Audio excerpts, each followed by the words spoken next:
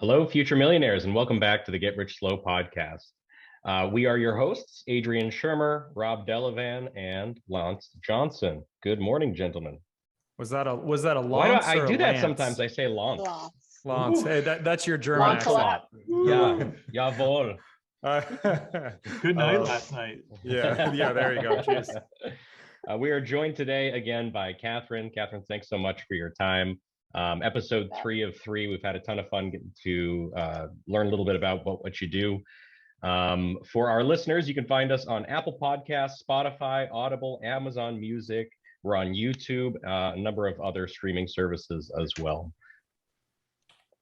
And as I said, today, Kathryn Gerhards, Rise Services, Inc. is the company she works for, fantastic nonprofit. Kathryn was born and raised in Portland, Oregon. She's got a BA in psychology with a minor in American Sign Language.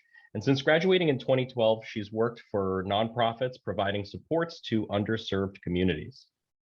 Yesterday, we learned all about what Kathryn and Rise is doing right now as they are actively working to rebuild the group of employees that they had before COVID put a big notch in everything.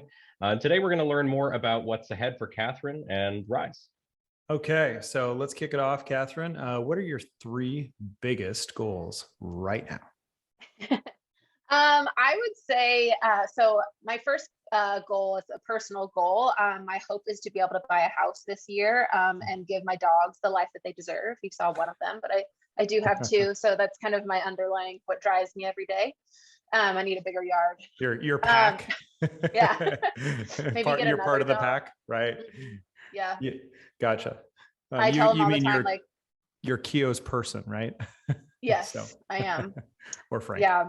I tell them all the time, like, they need to start pulling their weight around here. Like, get a job. But for work, I guess, my biggest goals right now are to have all the individuals that want services staffed. So that's a huge goal because there isn't a limit for people with developmental disabilities. We're not going to like serve them all. That's not a thing. But I would love to get back up to having 100 or 1,000 staff.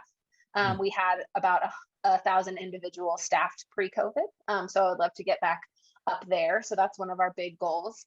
And we talked about this a little bit in our last podcast, but just really being a household name. So having people know Rise Services, what that is, knowing what a direct support professional is, and kind of having that acronym as synonymous with the CNA, or just having that be something that people know about. So kind of all of those things are my goals for life right now. And you're at, if I remember correctly, about 650 in employees at the moment. So you got to hire another 350 people. That's all. No big deal, right? Yeah. Just to get to where we were pre-COVID. Oh. Yeah. Mm-hmm. And then one what a day. would this? One a day for a year. No biggie. Right. Yeah. And then easy. what would the stretch goal to be like once you hit 1,000? Like where would you start to get to the point where you're fully staffed? Oh, maybe like 1,200. Wow. But if we got to that point, then we'd probably just open another office and tap into another community. So we have 8 offices across the state, but we're not in every state or not in every city in every state. So we could, the potential is pretty unlimited, just as long as we have the support of the staff to get it done. Yeah. Okay. So just little tiny goals here. No big deal, right? Easy peasy. Easy. Jeez. Oh, you're incredible. All right. So then the follow-up question is inevitable. Who is it? Who should we contact you with? Who should we be on the lookout for in the communities that we're in? Yeah, so that's a great question. So I would say I would love to have a conversation with anyone who is interested in just what nonprofits do. A really cool thing about getting to know all of you guys is that you're all at the for-profit space. And I've been asked so many questions about like, but what is a nonprofit and what does that look like? And so people who are just genuinely curious about nonprofit work, I feel like you're kind of in one world or the other. So I'm happy to just talk about what that would look like. I would also love to talk to anybody who hates working retail. I talked to a kid last week who was like, I'm quitting my job tomorrow. I hate retail. I want to do something different. And I don't know what that is. Like, who loves working in retail? I don't know. Not me. It was not my jam. And so anyone who is like feeling like they're stuck in a real retail, there we go. Yeah, there you I'm go. not going to try it again. World, and wants a change, wants to know what else is out there. I'd be happy to talk to them. Young professionals who are maybe deciding between for-profit, nonprofits, or just like, what do I do when I graduate from college? I'd be happy to talk to those folks. And then just kind of another group of people that I would love to talk to are people who might be interested in fostering. So there are, I was looking at the statistics. There's probably like, this is probably wrong, so don't quote me, but I think there's like 50,000 people in Oregon who need foster parents, and about 10,000 people providing the service. And so the need is huge. And so if people are interested, what would it look like to foster? If that's something that they're interested in, adults, maybe empty nesters, who are just looking for a way to get some more support around what it would look like to open their heart and home to somebody with disabilities. I'd be happy to kind of have that connection as well. So just a few folks in the world I'd be happy to talk to. So I'll throw this to Lance as a little bit of a follow-up, but I'm kind of thinking in my head, like specific examples. So like sports clubs, you know, trying to target kids that are like right at that 18, you know, you want to catch them instead of going in, you know, going and working at the mall, right? Making Slurpees, or I don't know, whatever you do in retail. Soft serve. Pretzels. There you go. Like, you know, this concept of, okay, so like, I don't know, my kids are in swim team, you know, and there's a bunch of kids that are, you know, right on that cusp. Schools, obviously right on that cutting edge. Maybe like youth groups, like church youth groups of, you know, the graduating kids every year, just trying to figure out like, you know, Lance, this is me, like you've been mentoring me for the last basically decade to think geometrically.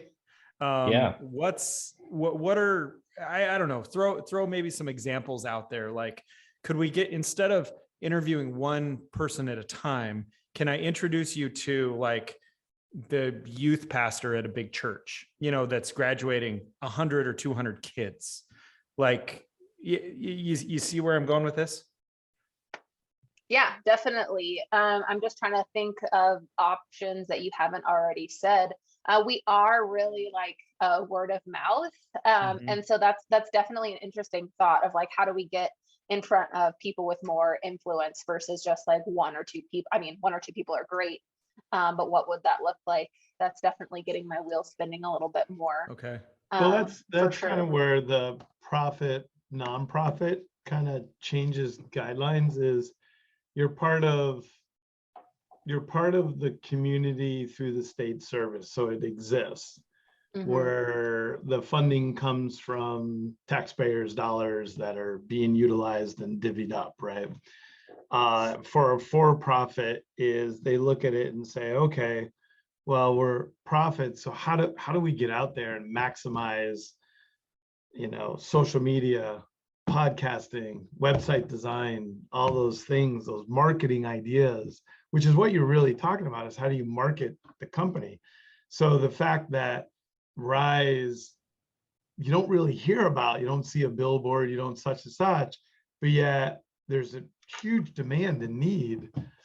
I think if I was a business consulting coming in and looking at Rise, I would sit there and say, the only thing that stops you is to get your employees paid more.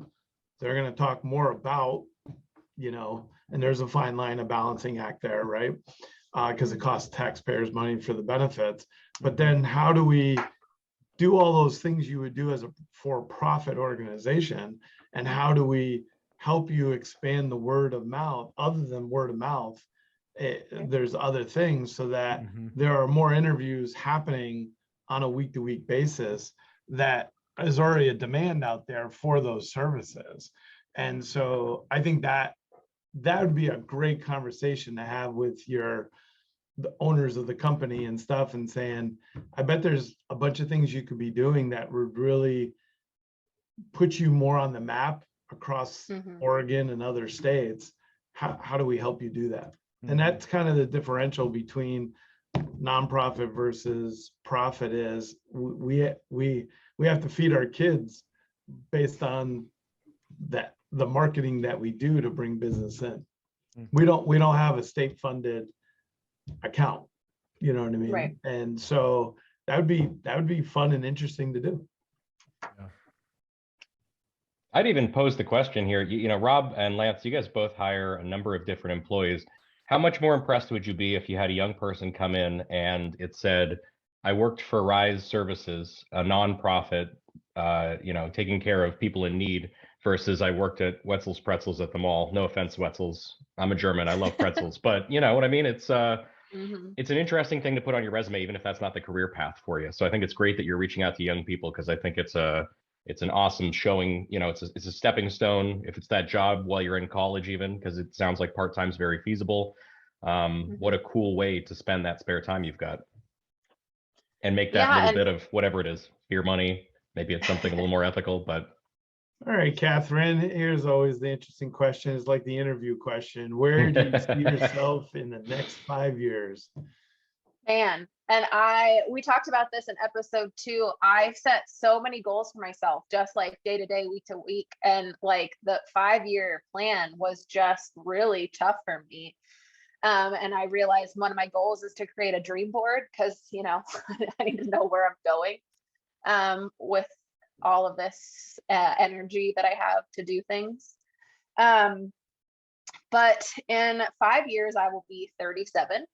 And I don't even know what the world is going to look like in 5 years. Kind of like we were talking about coming out of COVID, everything is changing, dynamics are changing. Times. Yeah. I hope to buy a house, have another dog, maybe. We talked about that. But a third dog? Yeah, they all need homes. Okay. Got it. Awesome.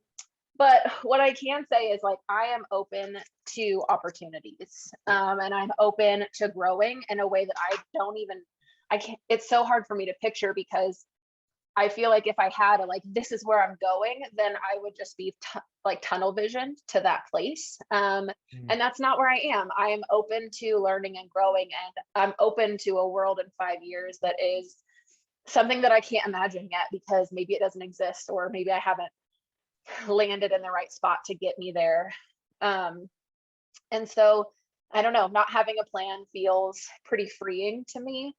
But I do know that I want to be doing something with my life, working in a field that inspires me, whatever that looks like. So helping people, having the opportunity to be creative, learning new things, like all of those things are like values that I value, to be repetitive, in a day-to-day. And so I don't know, it's going to be something, I'm going to be somewhere cool in 5 years. I just don't necessarily know what that's going to look like.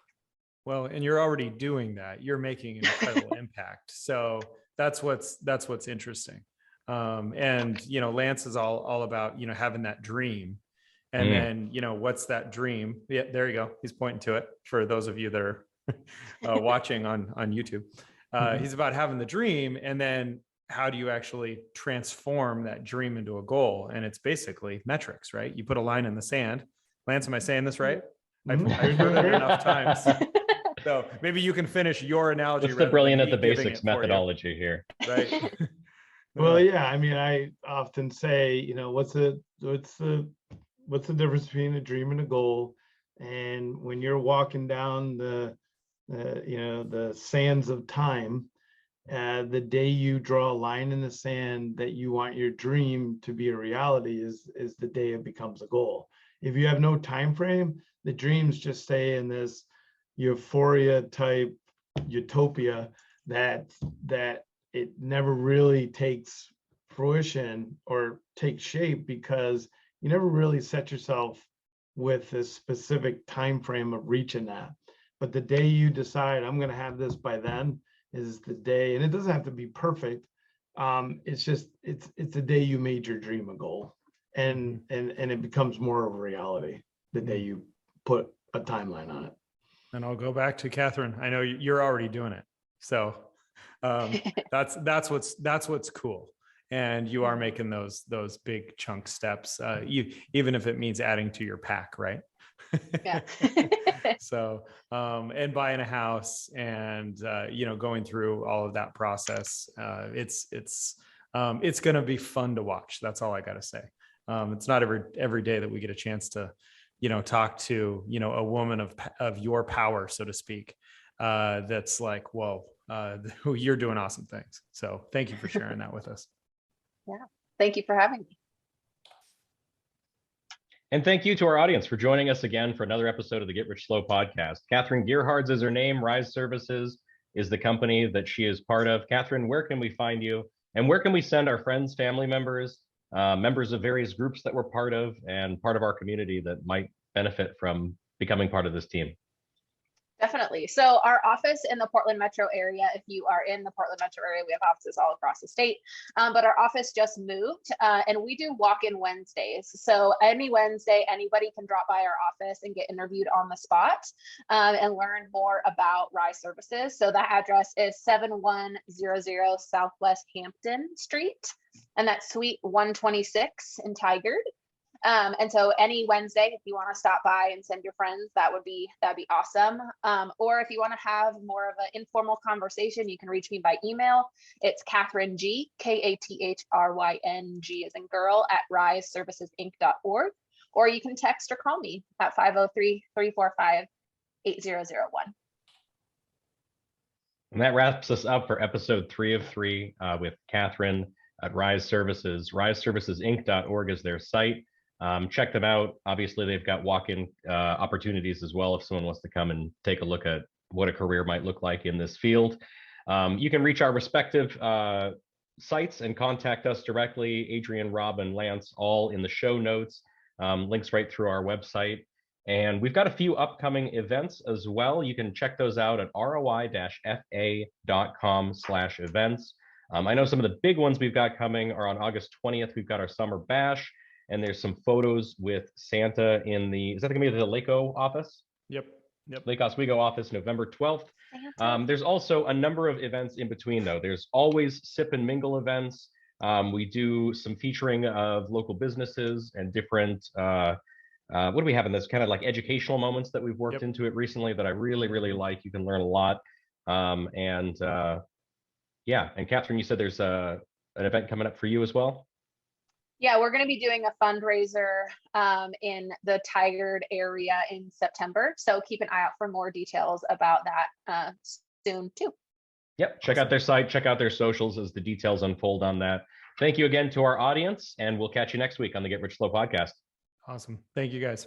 Thank you, Kathryn, Thank for sharing. you. Thank you. Yeah.